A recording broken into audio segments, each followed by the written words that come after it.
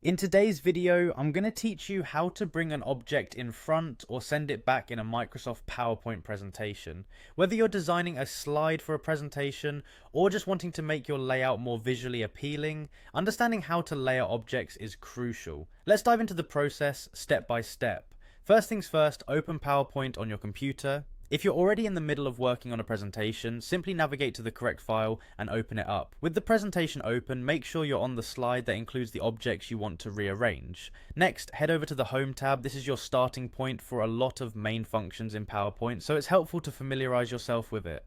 Once you're on the Home tab, direct your attention to the editing section on the far right. Here you'll find a tool called Select. Go ahead and click on it. Once you've clicked select, you'll see a few different options. In this instance, we want to choose the selection pane. Clicking on this will open up a new panel, usually appearing on the right side of your screen. The selection pane is an incredibly useful tool because it lets you see all of the objects on your slide, listed in a convenient order, almost like layers. Now here's the fun part where you actually rearrange these objects. Simply click and hold on an object in the selection pane, then drag it up or down to change its position. If you drag the object's name to the top of the list, it will be in front of all other objects.